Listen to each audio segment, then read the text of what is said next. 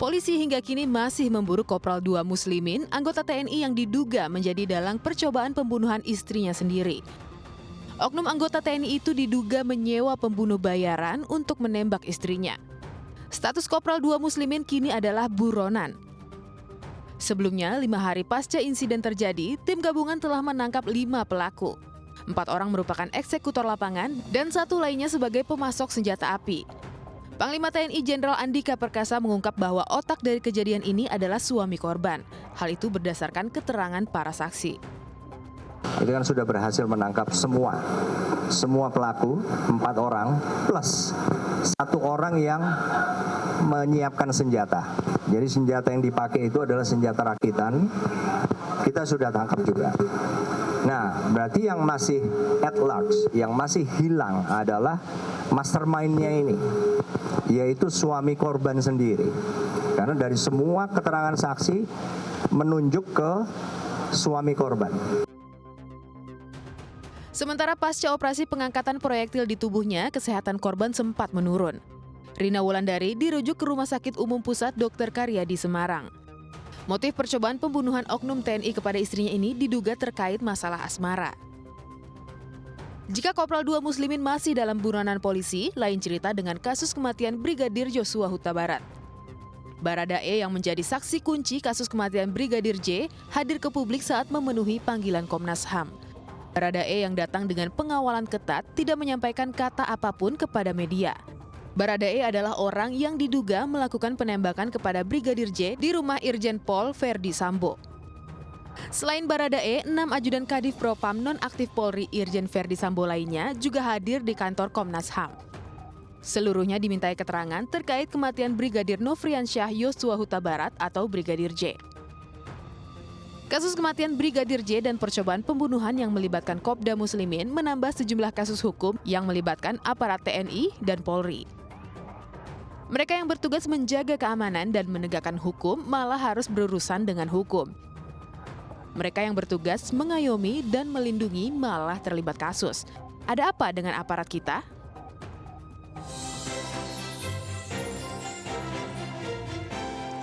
Pemirsa, terkait dengan kasus kematian Brigadir Yosua, polisi akan melakukan otopsi ulang Rabu besok. Sementara dalam kasus penembakan istri anggota TNI di Semarang, polisi masih melakukan pengejaran terhadap Kopda Muslimin yang diduga menjadi otak pembunuhan berencana. Saya Ajat Turatma, Anda menyaksikan MNC News Prime.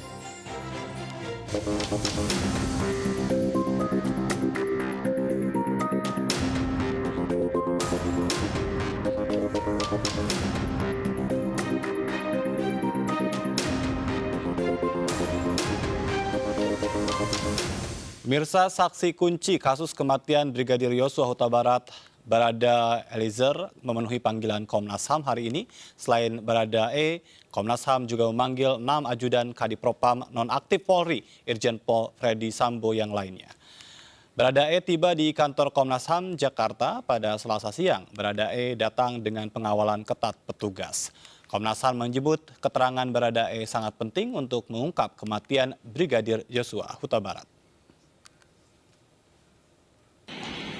Sementara itu, 6 ajudan Kadipropam nonaktif Polri, Irjen Verdi Sambo lainnya, tiba lebih dulu dari Baradae.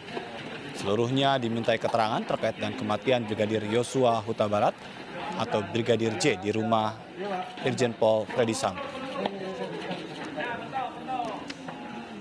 Ada briefing sebentar dari saya dan Saudara Anam dan BK yang poinnya meminta mereka memahami bahwa peristiwa ini menjadi perhatian banyak pihak, termasuk kepala negara. Karena itu, bagi kami itu menjadi penting supaya mereka benar-benar menyampaikan keterangan informasi yang sungguh-sungguh mereka lihat, mereka saksikan, mereka dengar. Katakan yang sebenarnya, itu yang kata arahan dari saya tadi, dan setelah itu kemudian mereka dipisah dalam ruangan-ruangan yang berbeda. Sementara itu dalam kasus lain, tim gabungan TNI Polri kini fokus memburu otak penembakan istri anggota TNI di Semarang, Jawa Tengah. Sementara eksekutor mengaku meski diperintah untuk menembak bagian kepala korban, namun tidak dilakukan karena tidak tega.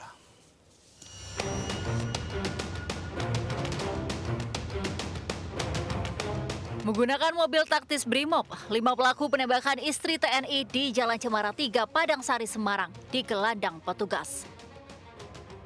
Bahkan kelima pelaku terpaksa dilumpuhkan di bagian kakinya.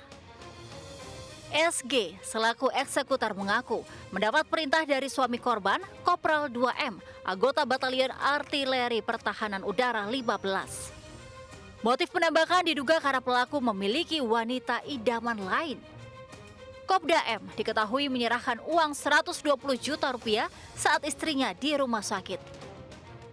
Hingga kini, tim gabungan TNI Polisi masih mengejar Kopda M yang menjadi dalang upaya percobaan pembunuhan istrinya. Suaminya. Hah? Suaminya. Sama siapa? Suaminya. Suaminya. Suruh nunggak kepalanya. Tapi saya nggak mau. Kenapa nggak mau? Nggak tega. Kenal, udah kenal. Tengah ya, tangan kata gitu.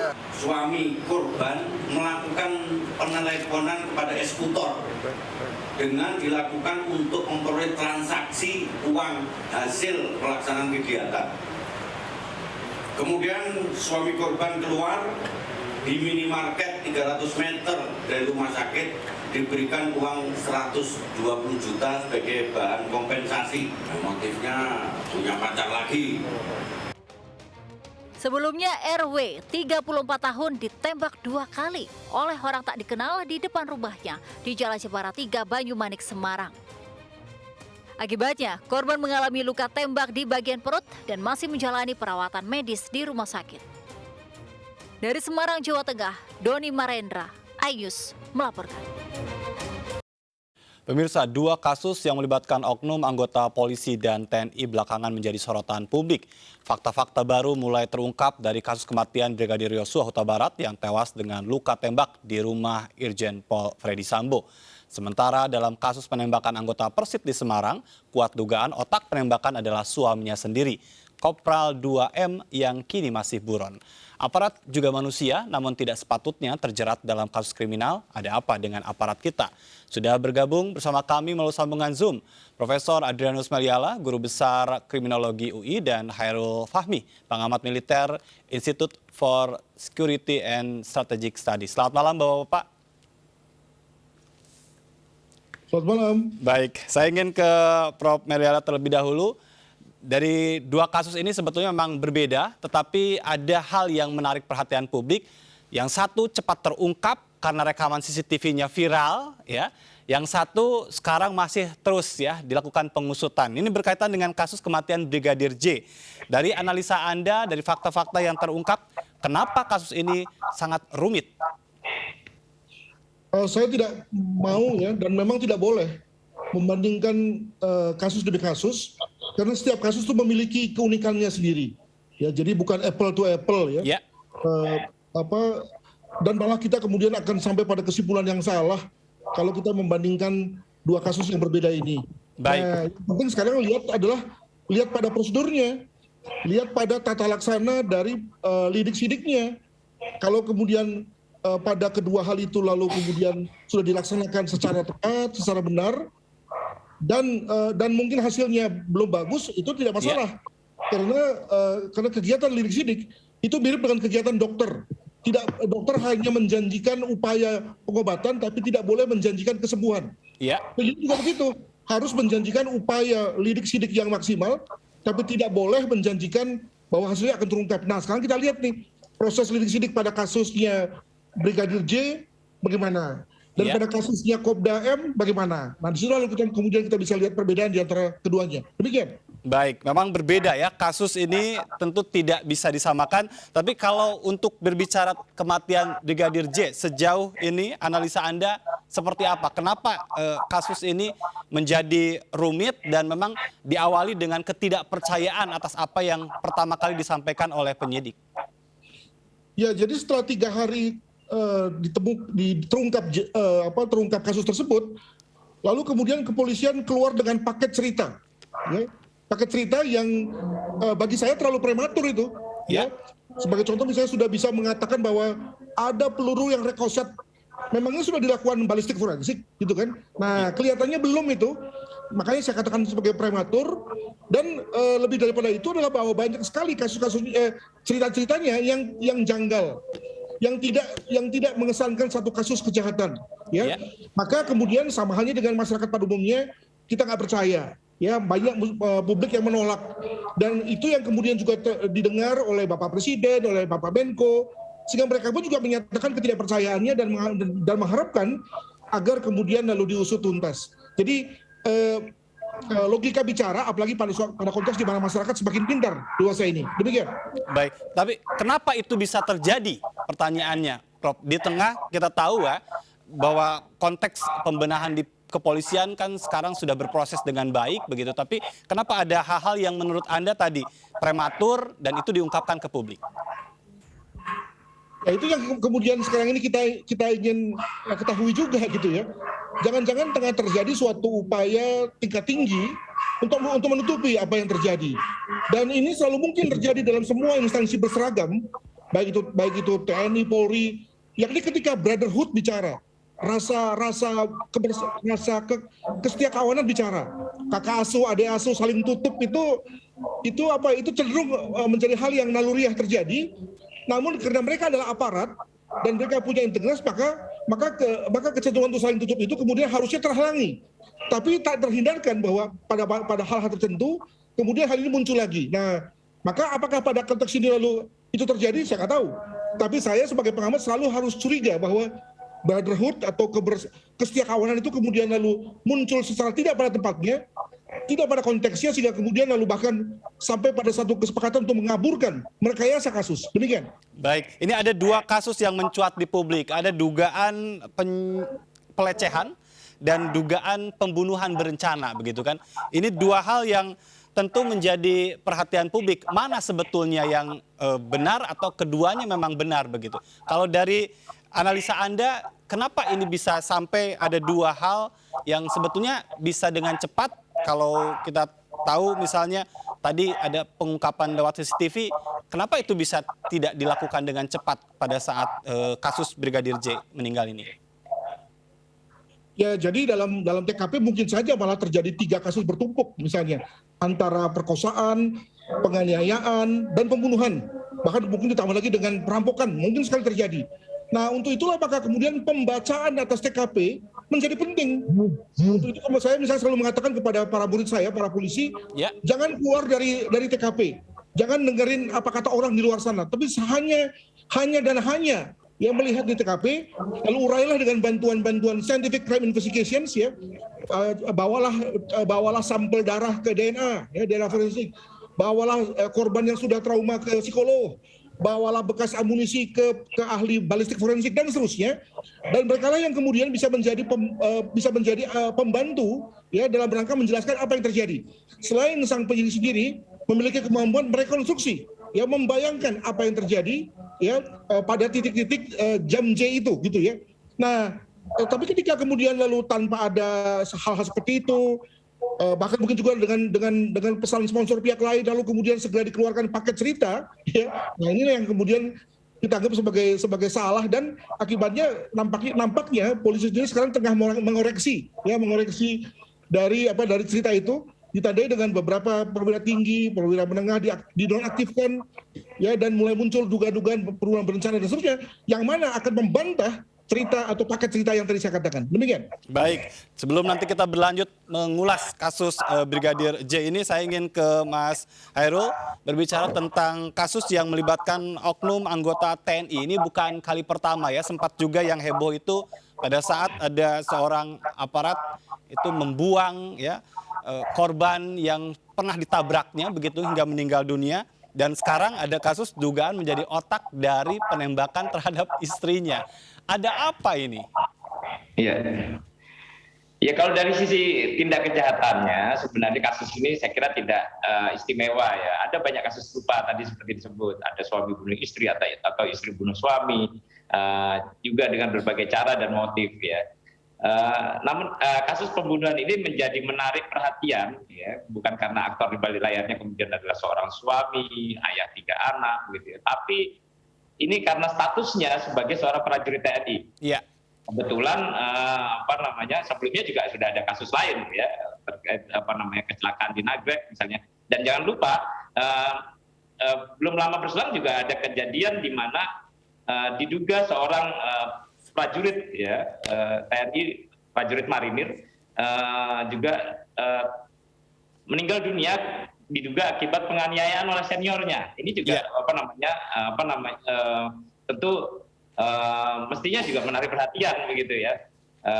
Dan kasus demi kasus yang terjadi ini kemudian menghadirkan apa yang disebut sebagai isu integritas dan moralitas para prajurit. Nah, itu yang saya kira kemudian menjadi pertanyaan publik, kemana integritas dan moralitas para prajurit ini. Nah, perhatian besar dari publik pada kasus-kasus itu kemudian bukan lagi sekedar menyangkut kekejian dari si pelaku, tapi lebih jauh ya itu tadi mempertanyakan integritas dan moralitas prajurit ini. Iya, yang menjadi pertanyaan publik juga bicara tentang aparat begitu ya. Ini bekerja sama dengan penjahat begitu kan. Apa yang mungkin bisa Anda sampaikan ya, kondisi seperti apa sebetulnya yang terjadi dalam kasus demi kasus yang seperti ini begitu, sehingga ada orang yang kok berpikir seperti itu gitu. Iya, memang itu pertanyaan yang banyak ditanyakan juga kepada saya ya, bagaimana mungkin ya seorang prajurit yang sudah digembleng untuk patuh pada Sabta Marga, Sumpah Prajurit ya, kemudian bisa melakukan perbuatan seperti itu ya.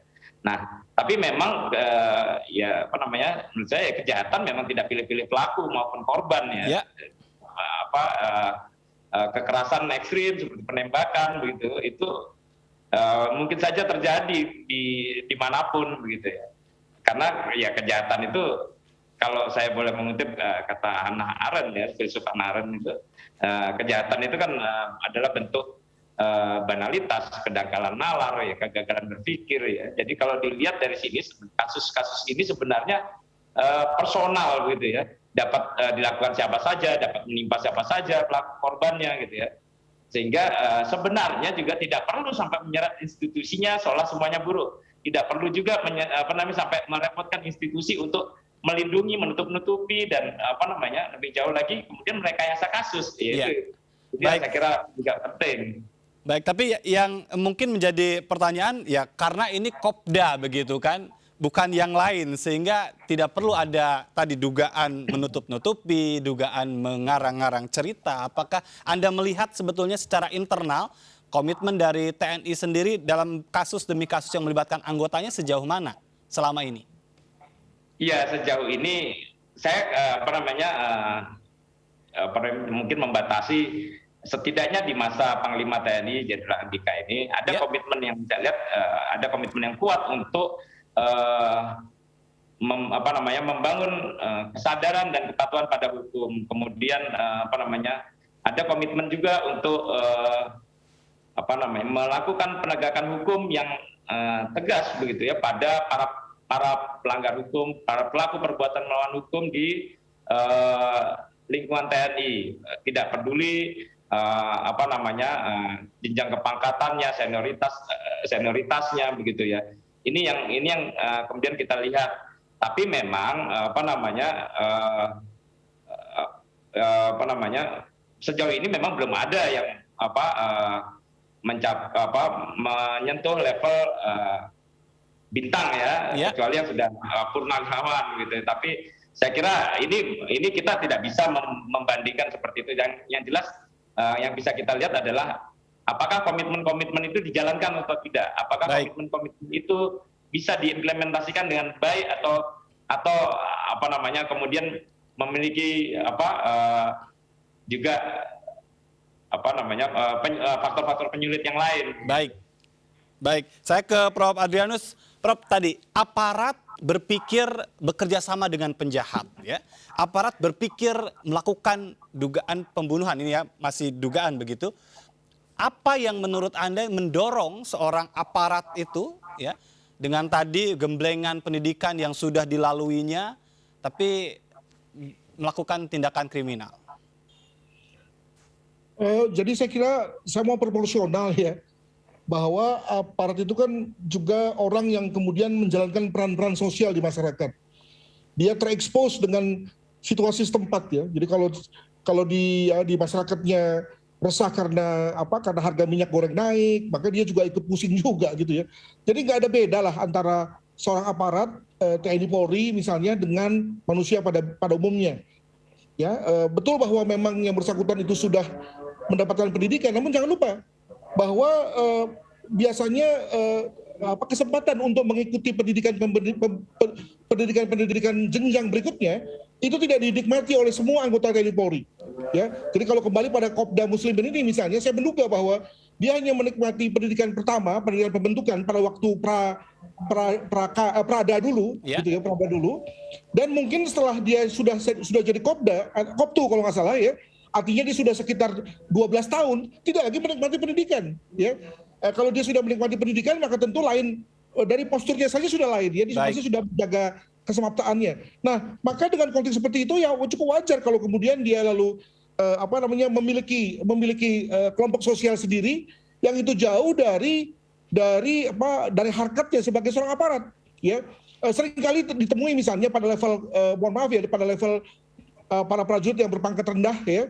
Prajurit yang misalnya nyambi jadi kenek, nyambi jadi jadi mandor, nyambi jadi apa yang sebetulnya kalau dengan kacamata normatif masa sih seorang aparat bekerja seperti itu. Tapi dalam kehidupan nyata ketika dia memiliki kebutuhan yang jauh lebih besar daripada gajinya, maka ada yang kemudian memilih jalan-jalan yang bersifat law abiding ya, jalan-jalan yang taat hukum, tapi juga ada yang kemudian lalu memilih jalan-jalan yang non taat hukum.